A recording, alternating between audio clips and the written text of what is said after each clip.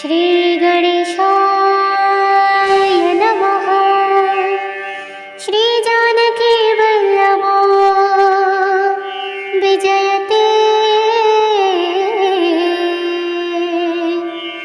श्रीरामचरितमानस पंचम सोपान श्रीसुन्दरकाण्ड। शान्तं शाश्वतं प्रमेयमनघं निर्वाणं शान्तिप्रदं ब्रह्मा शम्भो फणिद्रसेव्यं दिशं वेदान्तवेद्यं विभुं रामाख्यं जगदीश्वरं सूरगुरुं मायामनुषं हरिं वन्देऽहं करुणाकरं रघुवरं भूपालचूडामणिं।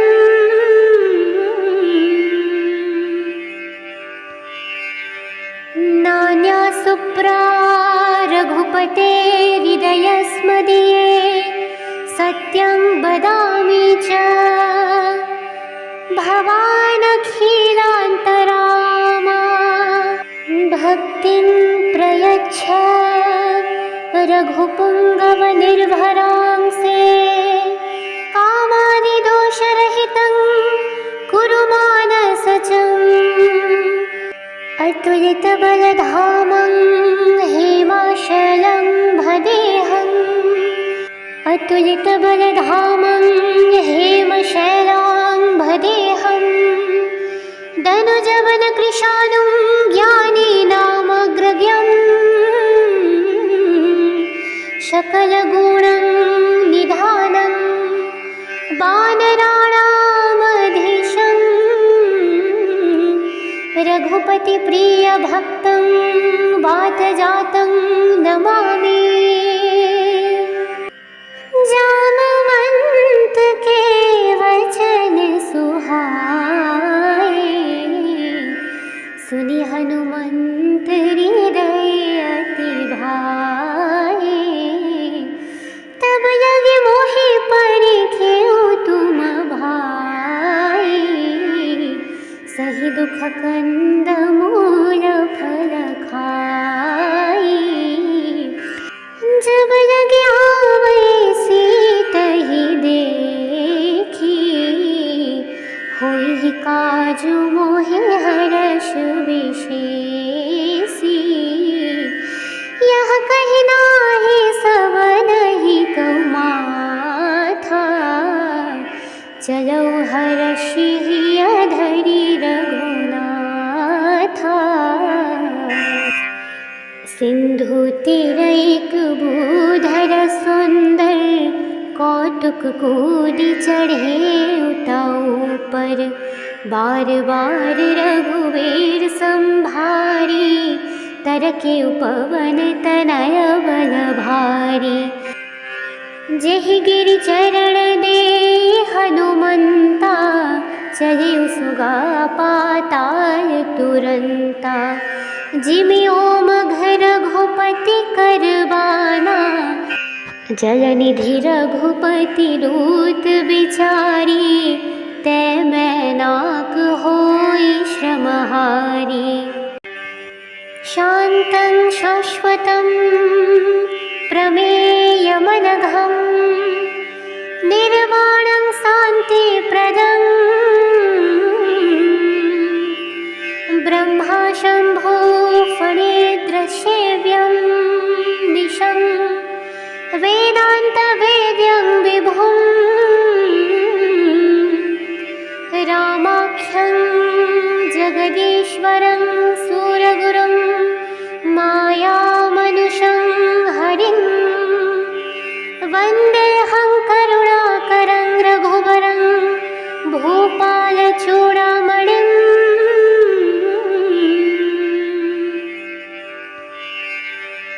नान्यासुप्रा रघुपतेर्हृदयस्मदीये सत्यं वदामि च भवानखिलान्तरामा भक्तिं प्रयच्छ रघुपुङ्गवनिर्भरांसे कामादिदोषरहितं कुरु मानसजम् अतुलितबलधामं हेमाशलं भजेऽहम् अतुलितबलधामं हेमशैलां भजेऽहम् दनुजवनकृशानुं ज्ञानीनामग्रगण्यं सकलगुणं निधानं वानराणामधीशं रघुपतिप्रियभक्तं वातजातं नमामि। जामवंत के वचन सुहाए सुनि हनुमंत हृदय अति भाए तब लगे मोहि परिखेउ तुम भाई सही दुख कंद मूल फल खाई जब लगे आवे सीतहि देखी होई काजु मोहि हर्ष विशेषी यह कहि नाहि सबनहि कहु माथा चलो हर्षि धरि रघुनाथा सिंधु तीरैक भूधर सुंदर कौतुक कूदि चढ़े उताऊ पर बार बार रघुवीर संभारी तरके उपवन तनय बल भारी जेहि गिरि चरण दे हनुमंता चले सुगा पाताल तुरंता जिमि ओमघ रघुपति करबाना जलनिधि रघुपति दूत बिचारी तै मैनाक होई श्रमहारी शान्तं शाश्वतं प्रमेयमनघं निर्वाणं शान्तिप्रदं ब्रह्मा शम्भो फणिद्रसेव्यं निशं वेदान्तवेद्यं विभुं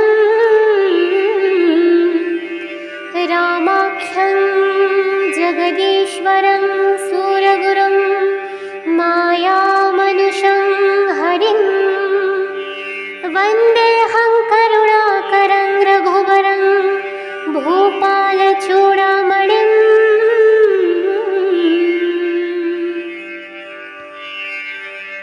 नान्यासुप्रा रघुपतेर्हृदयस्मदीये सत्यं वदामि च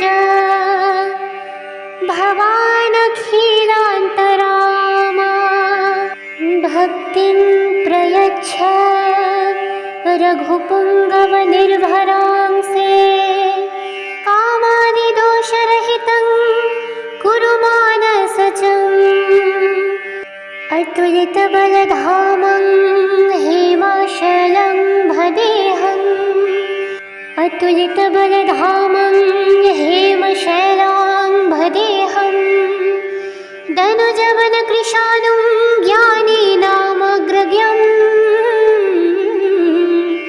सकलगुणं निधानं वानराणामधीशं रघुपतिप्रियभक्तं वातजातं नमामि। जामवंत के वचन सुहाए सुनि हनुमंत हृदय अति भाए तब लगे मोहि परिखेउ तुम भाई सही दुख कंद मूल फल खाई जब लगे आवे सीतहि देखी होई काजु मोहि हर हर्ष विशेषी। यह कहना है सब नहीं कौमाथा, चलो हर्षि धरि रघुनाथा। सिंधु तीरैक भूधर सुंदर, कौतुक कूदि चढ़े उताऊ पर। बार बार रघुवीर संभारी, तरके उपवन तनय बल भारी। जेहि गिरि चरण दे हनुमंता, चले सुगा पाताल तुरंता। जिमि ओम घर रघुपति करबाना, जलनिधि रघुपति दूत बिचारी। तै मैनाक होई श्रमहारी। शान्तं शाश्वतं प्रमेयमनघं, निर्वाणं शान्तिप्रदं। ब्रह्मा शम्भो फणिद्रसेव्यं निशं, वेदान्तवेद्यं विभुं। रामाख्यं जगदीश्वरं सुरगुरुं, मायामनुषं हरिं। वन्देऽहं करुणाकरं रघुवरं, भूपालचूडामणिम्।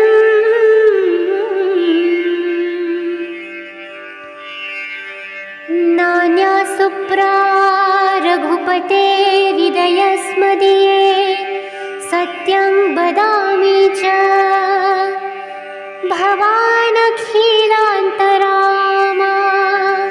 भक्तिं प्रयच्छ रघुपुङ्गवनिर्भरांसे, कामादिदोषरहितं कुरु मानसजम्।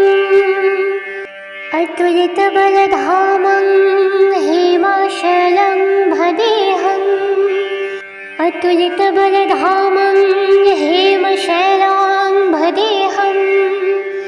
दनुजवनकृशानुं ज्ञानिनामग्रगण्यं, सकलगुणं निधानं वानराणामधीशम्। रघुपतिप्रियभक्तं वातजातं नमामि। जामवंत के वचन सुहाए, सुनि हनुमंत हृदय अति भाए।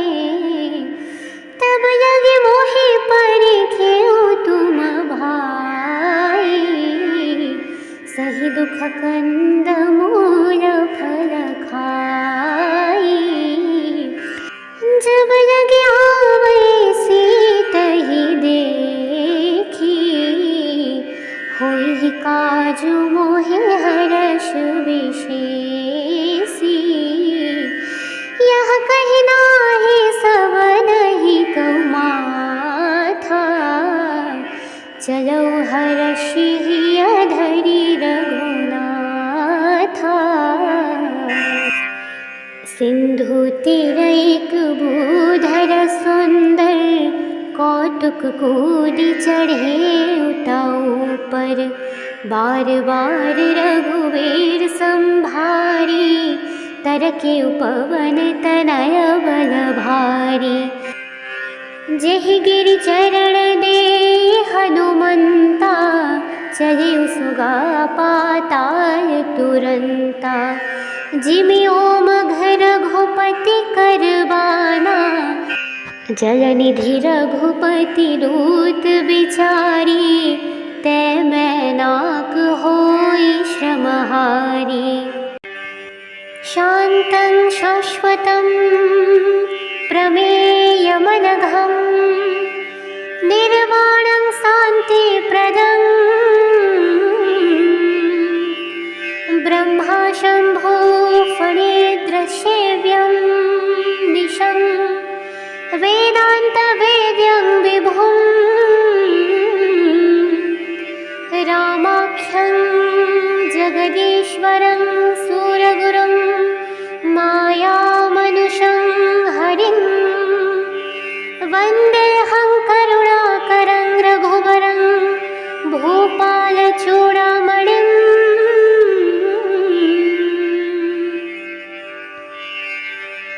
नान्यासुप्रा रघुपते हृदयस्मदीये सत्यं वदामि च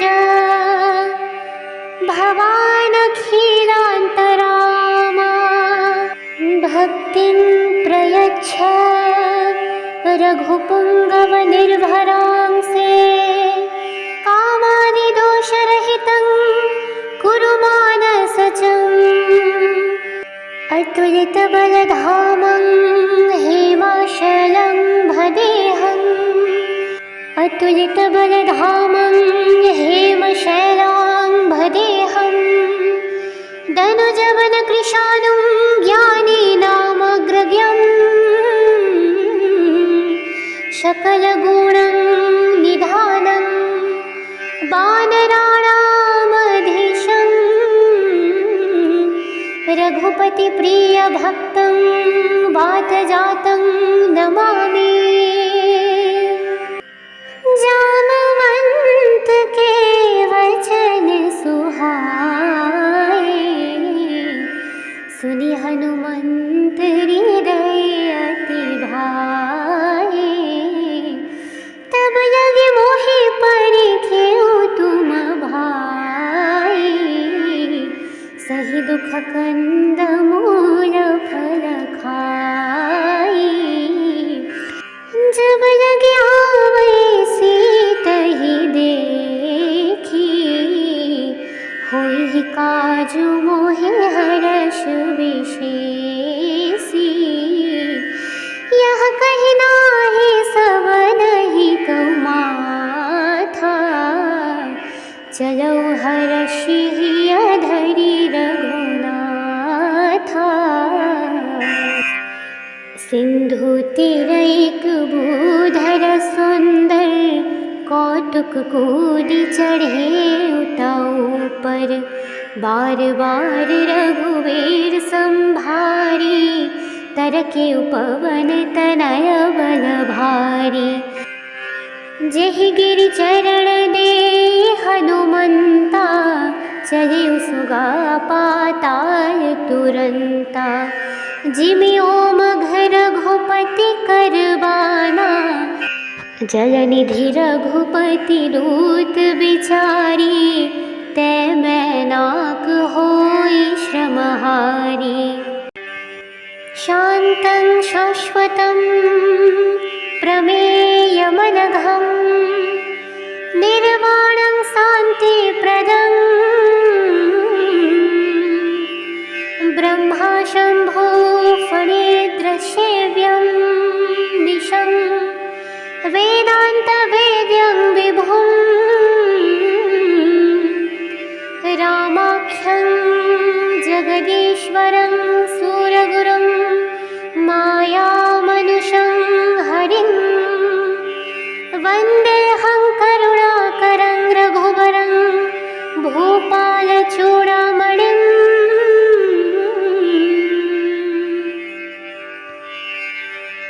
नान्यासुप्रा रघुपते हृदयस्मदीये सत्यं वदामि च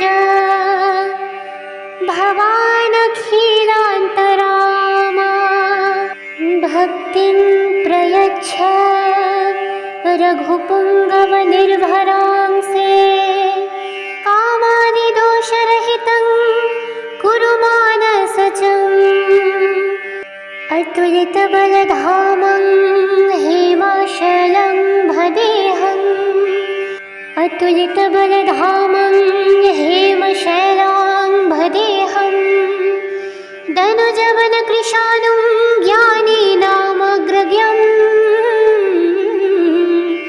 सकलगुणं निधानं वानराणामधीशम् रघुपतिप्रियभक्तं वातजातं नमामि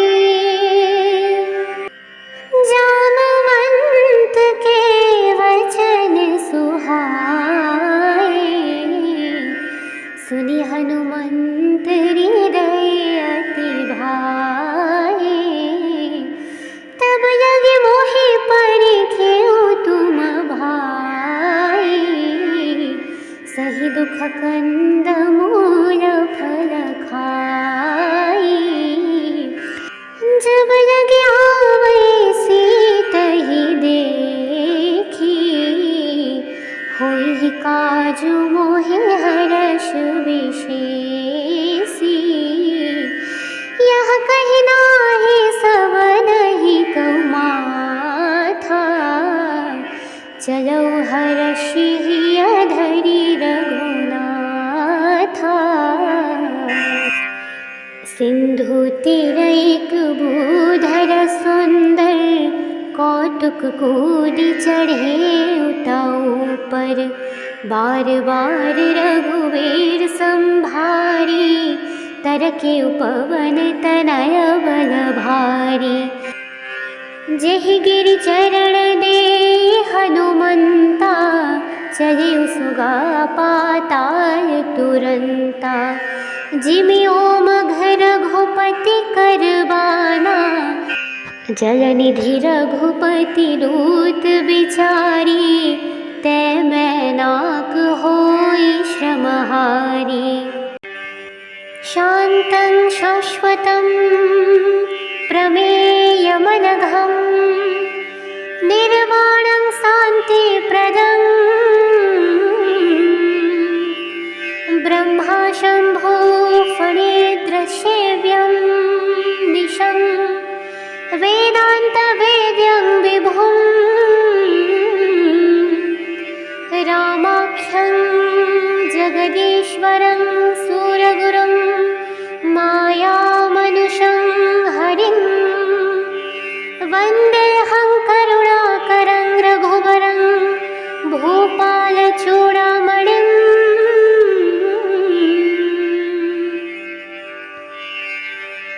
नान्या सुप्रा रघुपतेर्हृदयस्मदीये, सत्यं वदामि च भवानखिलान्तरामा। भक्तिं प्रयच्छ रघुपुङ्गवनिर्भरांसे, कामादिदोषरहितं कुरु मानसजम्। अतुलितबलधामं हेमाशलं भजेऽहम्, अतुलितबलधामं हेमशैलां भजेऽहम्। दनुजवनकृशानुं ज्ञानीनामग्रगण्यं, सकलगुणं निधानं वानराणामधीशं। रघुपतिप्रियभक्तं वातजातं नमामि। जामवंत के वचन सुहाए, सुनि हनुमंत हृदय अति भाए। तब लगे मोहि परिखेउ तुम भाई, सही दुख कंद मूल फल खाई। जब लगे आवै सीतहि देखी, होई काजु मोहि हर्ष विशेषी। यह कहि नाहि सबनहि कउ माथा, चलौ हर्षि अधरि रघुनाथा। सिंधु तीरैक भूधर सुंदर, कौतुक कूदि चढ़े उताऊ पर। बार बार रघुवीर संभारी, तरके उपवन तनय बल भारी। जेहि गिरि चरण दे हनुमंता, चलिउ सुगा पाताल तुरंता। जिमि ओमघ रघुपति करबाना, जलनिधि रघुपति दूत बिचारी। तै मैनाक होई श्रमहारी। शान्तं शाश्वतं प्रमेयमनघं निर्वाणं शान्तिप्रदं ब्रह्मा शम्भो फणिद्रसेव्यं निशं वेदान्तवेद्यं विभुं रामाख्यं जगदीश्वरं सूरगुरुं मायामनुषं हरिं वन्देऽहं करुणाकरं रघुवरं भूपालचूडामणिं।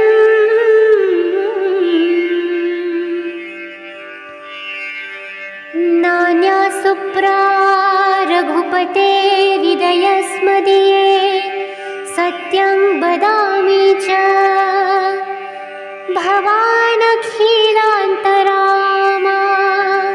भक्तिं प्रयच्छ रघुपुङ्गवनिर्भरांसे कामादिदोषरहितं कुरु मानसजम्।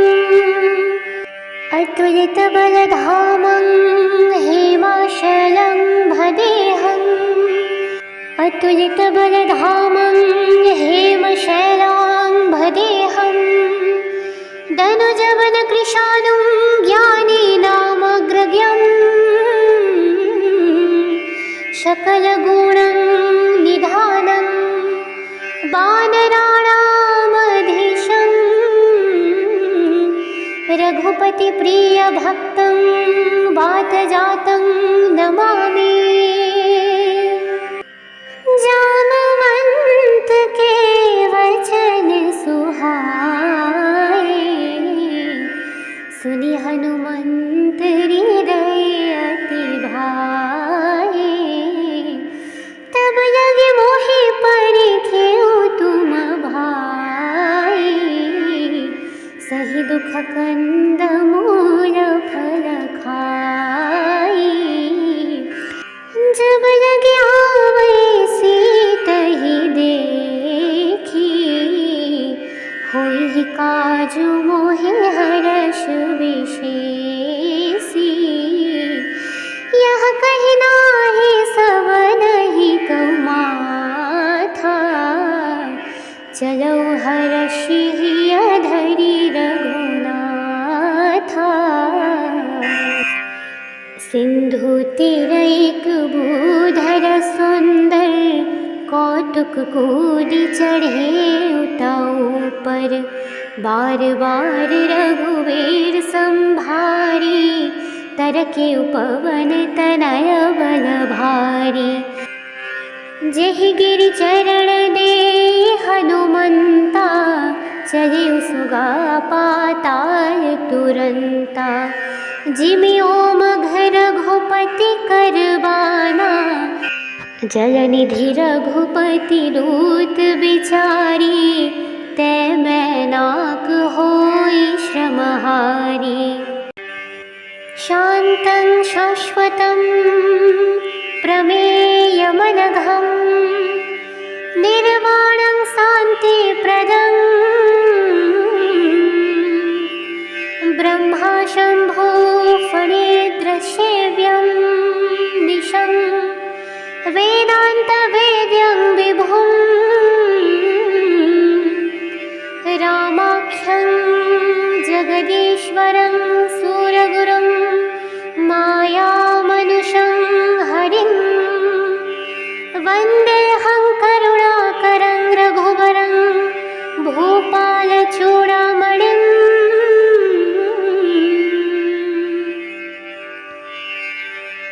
नान्या सुप्रा रघुपतेर्हृदयस्मदीये सत्यं वदामि च भवानखिलान्तरामा। भक्तिं प्रयच्छ रघुपुङ्गवनिर्भरांसे कामादिदोषरहितं कुरु मानसजम्।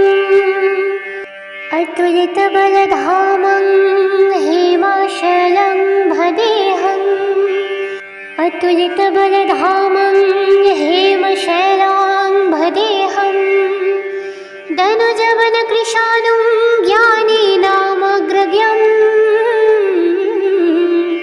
सकलगुणं निधानं वानराणामधीशं रघुपतिप्रियभक्तं वातजातं नमामि।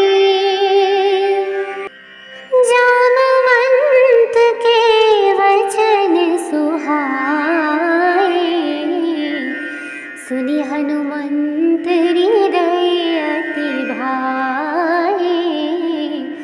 तब लगे मोहि परिखेउ तुम भाई, सही दुख कंद मूल फल खाई। जब लगे आवे सीतहि देखी, होई काजु मोहि हर्ष विशेषी। यह कहि नाहि सबनहि कहु माथा, चलऊ हर्षि हिय धरि रघुनाथा। सिंधु तिरैक भूधर सुंदर, कौतुक कूदि चढ़े उताऊ पर। बार बार रघुवीर संभारी, तरके उपवन तनय बल भारी। जेहि गिरि चरण दे हनुमंता, चले सुगा पाताल तुरंता। जिमि ओमघ रघुपति करबाना, जलनिधि रघुपति दूत बिचारी। तै मैनाक होई श्रमहारी। शान्तं शाश्वतं प्रमेयमनघं, निर्वाणं शान्तिप्रदं। ब्रह्मा शम्भो फणिद्रसेव्यं दिशं, वेदान्तवेद्यं विभुं। रामाख्यं जगदीश्वरं सूरगुरुं, मायामनुषं हरिं। वन्देऽहं करुणाकरं रघुवरं, भूपालचूडामणिं।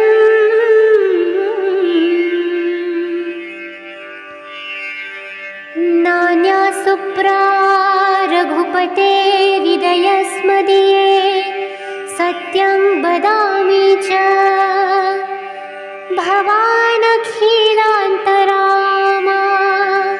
भक्तिं प्रयच्छ रघुपुङ्गवनिर्भरांसे, कामादिदोषरहितं कुरु मानसजम्। अतुलितबलधामं हेमाशलं भदेहम्, अतुलितबलधामं हेमशैलाम्भदेहं। दनुजवनकृशानुं ज्ञानिनामग्रगण्यं, सकलगुणं निधानं वानराणामधीशं। रघुपतिप्रियभक्तं वातजातं नमामि। जामवंत के वचन सुहाए, सुनि हनुमंत हृदय अति भाए। तब लगे मोहि परिखेउ तुम भाई, सही दुख कंद मूल फल खाई।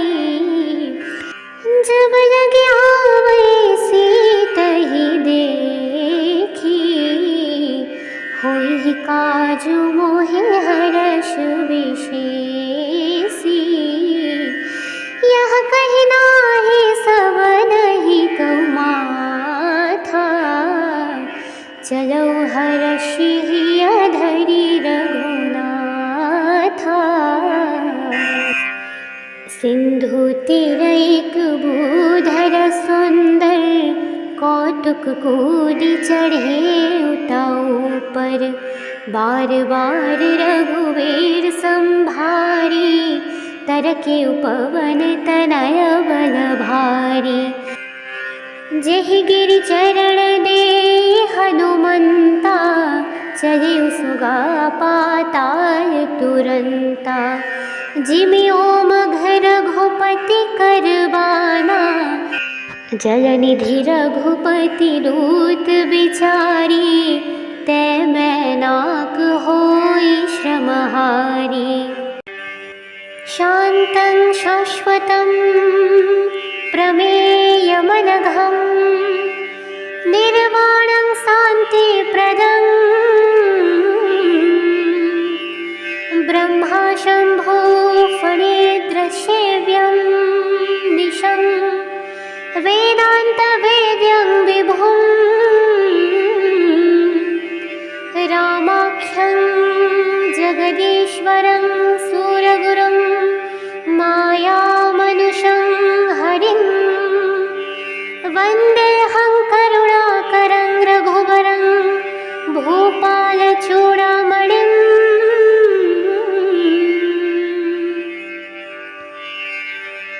नान्या सुप्रा रघुपतेर्हृदयस्मदीये, सत्यं वदामि च भवानखिलान्तरामा। भक्तिं प्रयच्छ रघुपुङ्गवनिर्भरांसे, कामादिदोषरहितं कुरु मानसजम्। अतुलितबलधामं हेमाशलं भजेऽहम्, अतुलितबलधामं हेमशैलां भजेऽहम्। दनुजवनकृशानुं ज्ञानिनामग्रगण्यं, सकलगुणं निधानं वानराणामधीशं। रघुपतिप्रियभक्तं वातजातं नमामि। जामवंत के वचन सुहाए, सुनि हनुमंत हृदय अति भाए। तब लगे मोहि परिखेउ तुम भाई, सही दुख कंद मूल फल खाई। जब लगे आवै सीतहि देखी, होई काजु मोहि हरष विशेषी। यह कहि नाहि सबनहि कउ माथा, चलौ हरषि अधरि रघुनाथा। सिंधु तिरैक बूधर सुंदर, कौतुक कूदी चढ़े उताऊ पर। बार बार रघुवीर संभारी, तरके उपवन तनय बल भारी। जेहि गिरि चरण दे हनुमंता, चले सुगा पाताल तुरंता। जिमि ओमघ रघुपति करबाना, जलनिधि रघुपति दूत बिचारी। तै मैनाक होई श्रमहारी। शान्तं शाश्वतं प्रमेयमनघं, निर्वाणं शान्तिप्रदं। ब्रह्मा शम्भो फणिद्रसेव्यं निशं, वेदान्तवेद्यं विभुं। रामाख्यं जगदीश्वरं सूरगुरुं, मायामनुषं हरिं। वन्देऽहं करुणाकरं रघुवरं, भूपालचूडामणिम्।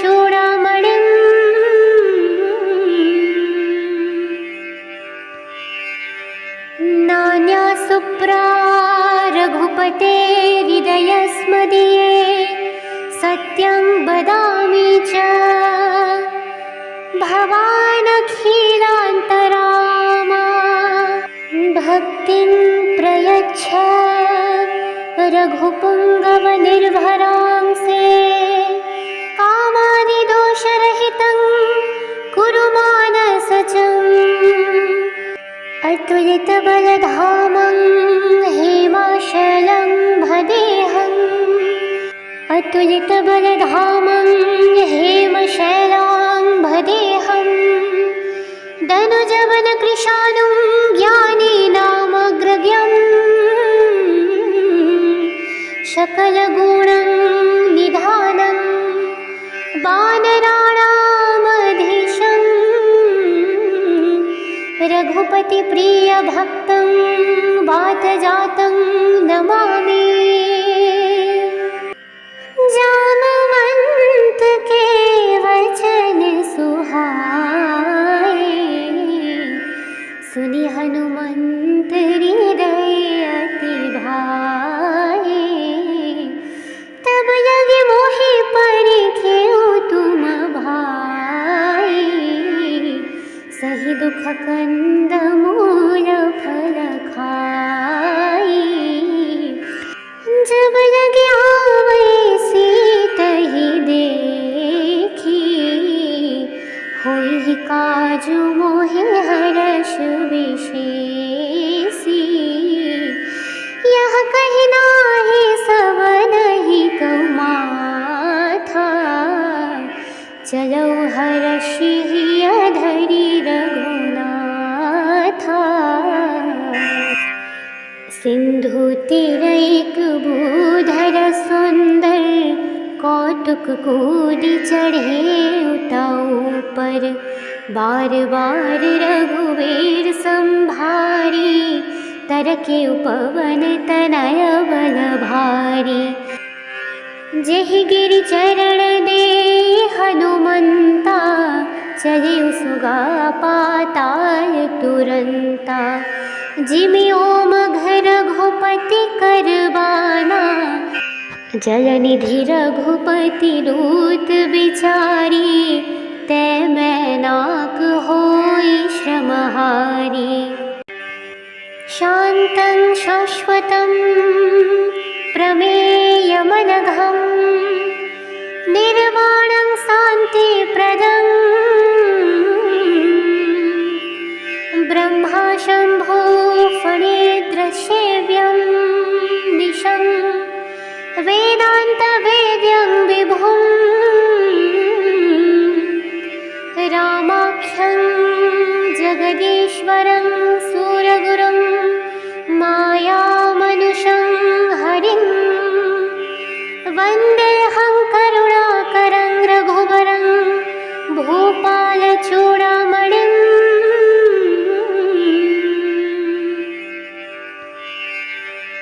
नान्यासुप्रा रघुपते हृदयस्मदीये सत्यं वदामि च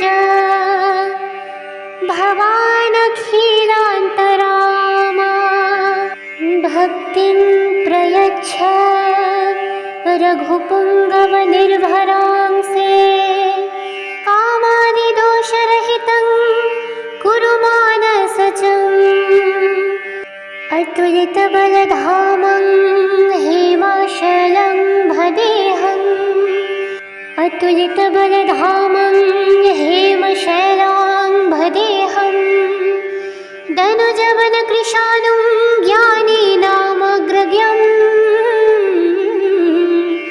सकलगुणं निधानं वानराणामधीशं रघुपतिप्रियभक्तं वातजातं नमामि। जामवंत के वचन सुहाए सुनि हनुमंत हृदय अति भाए तब लगे मोहि परिखेउ तुम भाई सही दुख कंद मूल फल खाई जब लगे आवै सीतहि देखी, होई काजु मोहि हरष विशेषी। यह कहि नाहि सब नहीं कहु माथा, चलौ हरषि हिय धरि रघुनाथा। सिंधु तीरैक भूधर सुंदर, कौतुक कूदि चढ़े उताऊ पर। बार बार रघुवीर संभारी, तरके उपवन तनय बल भारी। जेहि गिरि चरण दे हनुमंता, चले सुगा पाताल तुरंता। जिमि ओमघ रघुपति करबाना, जलनिधि रघुपति दूत बिचारी। तै मैनाक होई श्रमहारी। शान्तं शाश्वतं प्रमेयमनघं, निर्वाणं शान्तिप्रदं। ब्रह्मा शम्भो फणिद्रसेव्यं निशं, वेदान्तवेद्यं विभुं। रामाख्यं जगदीश्वरं सूरगुरुं, मायामनुषं हरिं। वन्देऽहं करुणाकरं रघुवरं, भूपालचूडामणिम्।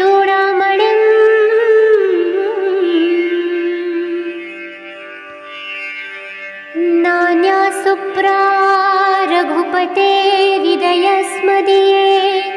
सत्यं वदामि च भवानखिलान्तरामा। भक्तिं प्रयच्छ रघुपुङ्गवनिर्भरांसे, कामादिदोषरहितं कुरु मानसजम्। अतुलितबलधामं हेमाशलं भजेऽहम्, अतुलितबलधामं हेमशैलां भजेऽहम्। दनुजवनकृशानुं ज्ञानिनामग्रगण्यं, सकलगुणं निधानं वानराणामधीशम्। रघुपतिप्रियभक्तं वातजातं नमामि। जामवंत के वचन सुहाए, सुनि हनुमंत हृदय अति भाए।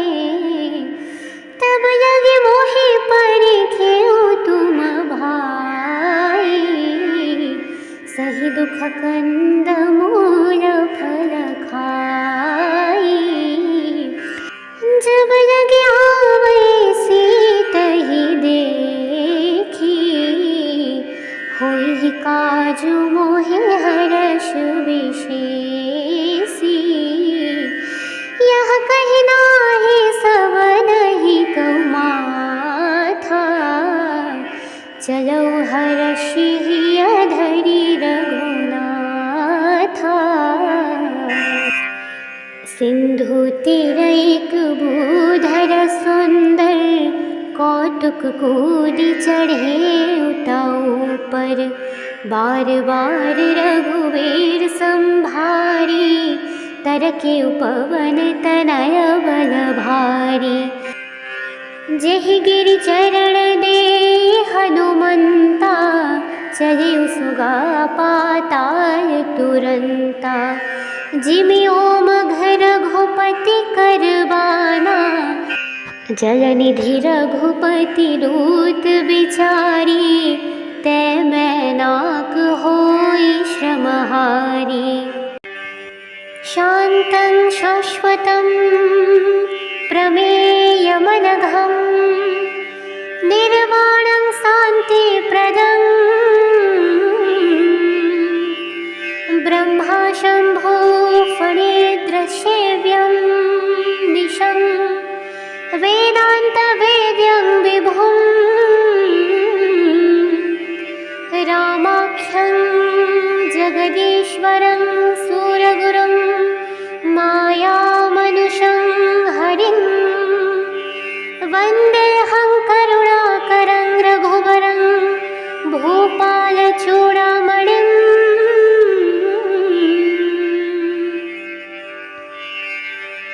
नान्यासुप्रा रघुपतेर्हृदयस्मदीये सत्यं वदामि च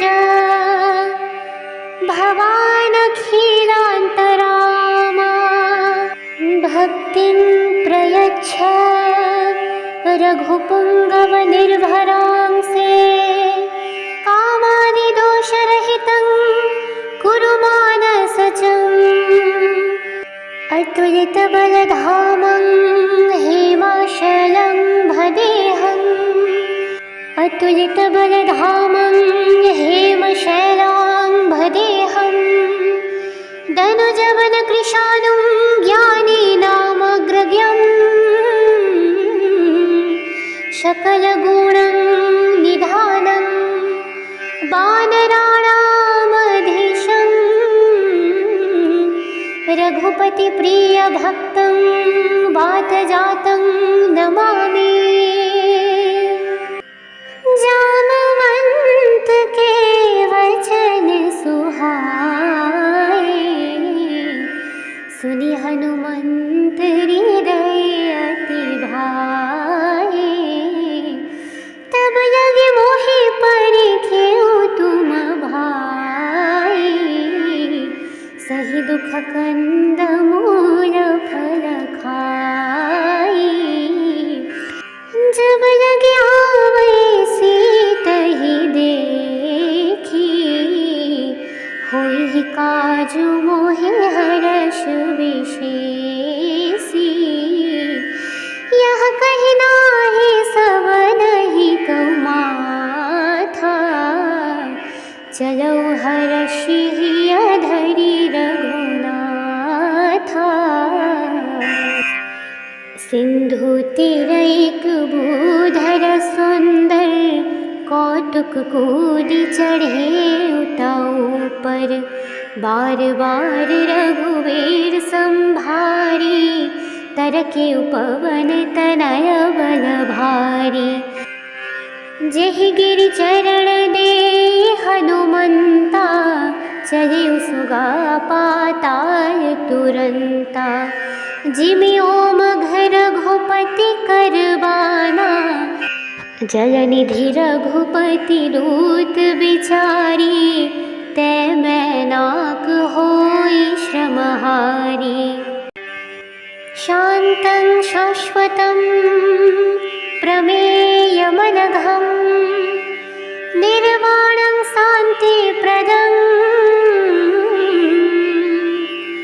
ब्रह्मा शम्भो फणिद्रसेव्यं निशं वेदान्तवेद्यं विभुं रामाख्यं जगदीश्वरं सूरगुरुं मायामनुषं हरिं वन्देऽहं करुणाकरं रघुवरं भूपालचूडामणिं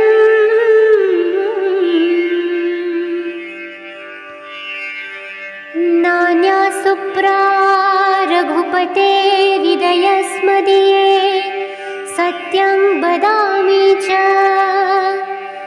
भवानखिलान्तरामा भक्तिं प्रयच्छ रघुपुङ्गवनिर्भरांसे कामादिदोषरहितं कुरु मानसजम् अतुलितबलधामं हेमाशलं भजेऽहम् अतुलितबलधामं हेमशैलां भजेऽहं दनुजवनकृशानुं ज्ञानीनामग्रगण्यं सकलगुणं निधानं वानराणामधीशं रघुपति प्रिय भक्तं वात जातं नमामि। जामवंत के वचन सुहाए, सुनि हनुमंत हृदय अति भाए। तब लगे मोहि परिखेउ तुम भाई, सही दुख कंद मूल फल खाई। जब लगे आवै सीतहि देखी, होई काजु मोहि हरष विशेषी। यह कहि नाहि सबनहि कहु माथा, चलौ हरषि धरि रघुनाथा। सिंधु तीरैक भूधर सुंदर, कौतुक कूदि चढ़े उताऊ पर। बार बार रघुवीर संभारी, तरके उपवन तनय बल भारी। जेहि गिरि चरण दे हनुमंता, चले सुगा पाताल तुरंता। जिमि ओमघ रघुपति करबाना, जलनिधि रघुपति दूत बिचारी। तै मैनाक होई श्रमहारी। शान्तं शाश्वतं प्रमेयमनघं, निर्वाणं शान्तिप्रदं। ब्रह्मा शम्भो फणिद्र सेव्यं निशं, वेदान्तवेद्यं विभुं। रामाख्यं जगदीश्वरं सूरगुरुं, मायामनुषं हरिं। वन्देऽहं करुणाकरं रघुवरं, भूपालचूडामणिं।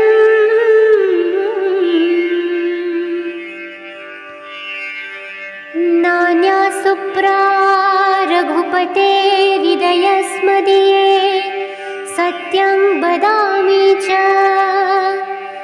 भवानखिलान्तरामा। भक्तिं प्रयच्छ रघुपुङ्गवनिर्भरांसे, कामादिदोषरहितं कुरु मानसजम्। अतुलितबलधामं हेमाशलं भदेहम्, अतुलितबलधामं हेमशैलां भदेहम्। दनुजवनकृशानुं ज्ञानीनामग्रगण्यं, सकलगुणं निधानं वानराणामधीशम्। रघुपति प्रिय भक्तं वात जातं नमामि। जामवंत के वचन सुहाए, सुनि हनुमंत हृदय अति भाए। तब लगे मोहि परिखेउ तुम भाई, सही दुख कंद मूल फल खाई। जब लगे आवै सीतहि देखी, होई काजु मोहि हरष विशेषी। यह कहि नाहि सबनहि कहु माथा, चलौ हरषि धरि रघुनाथा। सिंधु तीरैक भूधर सुंदर, कौतुक कूदि चढ़े उताऊ पर। बार बार रघुवीर संभारी, तरके उपवन तनय बल भारी। जेहि गिरि चरण दे हनुमंता, चले सुगा पाताल तुरंता। जिमि ओम घर रघुपति करबाना, जलनिधि रघुपति दूत बिचारी। तै मैनाक होई श्रमहारी। शान्तं शाश्वतं प्रमेयमनघं, निर्वाणं शान्तिप्रदं। ब्रह्मा शम्भो फणिद्रसेव्यं निशं, वेदान्तवेद्यं विभुं। रामाख्यं जगदीश्वरं सूरगुरुं, मायामनुषं हरिं। वन्देऽहं करुणाकरं रघुवरं, भूपालचूडामणिम्।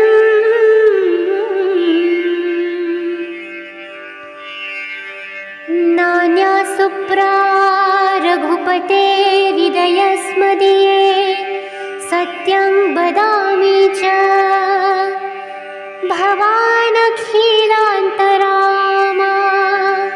भक्तिं प्रयच्छ रघुपुङ्गवनिर्भरांसे, कामादिदोषरहितं कुरु मानसजम्। अतुलितबलधामं हेमाशलं भजेऽहम्, अतुलितबलधामं हेमशैलां भजेऽहम्। दनुजवनकृशानुं ज्ञानिनामग्रगण्यं, सकलगुणं निधानं वानराणामधीशम्। रघुपतिप्रियभक्तं वातजातं नमामि। जामवंत के वचन सुहाए, सुनि हनुमंत हृदय अति भाए। तब लगे मोहि परिखेउ तुम भाई, सही दुख कंद मूल फल खाई। जब लगे आवे सीतहि देखी, होई काजु मोहि हरष विशेषी। यह कहि नाहि सबनहि कउ माथा, चलौ हरषि हिय धरि रघुनाथा। सिंधु तीरैक भूधर सुंदर, कौतुक कूदि चढ़े उताऊ पर। बार बार रघुवीर संभारी, तरके उपवन तनय बल भारी। जेहि गिरि चरण दे हनुमंता, चले सुगा पाताल तुरंता। जिमि ओम घर रघुपति करबाना, जलनिधि रघुपति दूत बिचारी। तै मैनाक होई श्रमहारी। शान्तं शाश्वतं प्रमेयमनघं, निर्वाणं शान्तिप्रदं। ब्रह्मा शम्भो फणिद्रसेव्यं निशं, वेदान्तवेद्यं विभुं। रामाख्यं जगदीश्वरं सूरगुरुं, मायामनुषं हरिं। वन्देऽहं करुणाकरं रघुवरं, भूपालचूडामणिम्।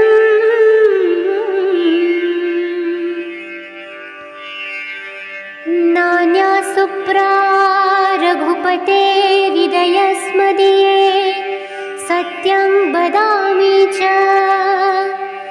भवानखिलान्तरामा। भक्तिं प्रयच्छ रघुपुङ्गवनिर्भरांसे,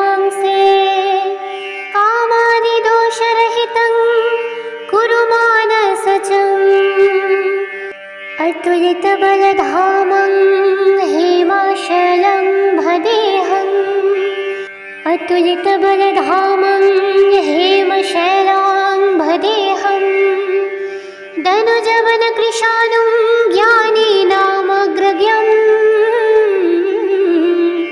सकलगुणं निधानं वानराणामधीशं रघुपतिप्रियभक्तं वातजातं नमामि। जामवंत के वचन सुहाए सुनि हनुमंत हृदय अति भाए तब लगे मोहि परिखेउ तुम भाई सही दुख कंद मूल फल खाई जब लगे आवे सीतहि देखी होई काजु मोहि हर्ष विशेषी यह कहि नाहि सवनहि कउ माथा चलो हर्षि अधरि रघुनाथा। सिंधु तीरैक भूधर सुंदर कौतुक कूदि चढ़े उताऊ पर बार बार रघुवीर संभारी तरके उपवन तनय बल भारी जेहि गिरि चरण दे हनुमंता चले सुगा पाताल तुरंता जिमि ओमघ रघुपति करबाना जलनिधि रघुपति दूत बिचारी तै मैनाक होई श्रमहारी। शान्तं शाश्वतं प्रमेयमनघं निर्वाणं शान्तिप्रदं ब्रह्मा शम्भो फणिद्रसेव्यं निशं वेदान्तवेद्यं विभुं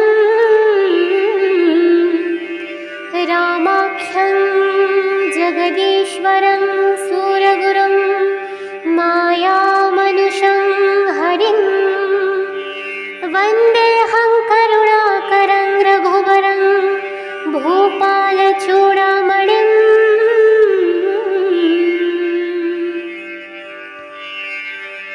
नान्या सुप्रा रघुपते हृदयस्मदीये सत्यं वदामि च भवानखिलान्तरामा भक्तिं प्रयच्छ रघुपुङ्गवनिर्भरांसे कामादिदोषरहितं कुरु मानसजम् अतुलितबलधामं हेमाशलं भदेऽहम् अतुलितबलधामं हेमशैलां भदेऽहम् दनुजवनकृशानुं ज्ञानीनामग्रगण्यं सकलगुणं निधानं वानराणामधीशं रघुपतिप्रियभक्तं वातजातं नमामि। जामवंत के वचन सुहाए सुनि हनुमंत हृदय अति भाए तब लगे मोहि परिखेउ तुम भाई सही दुख कंद मूल फल खाई जब लगे आवे सीतहि देखी होई काजु मोहि हर्ष विशेषी यह कहि नाहि सवनहि कउ माथा चलो हर्षि अधरि रघुनाथा।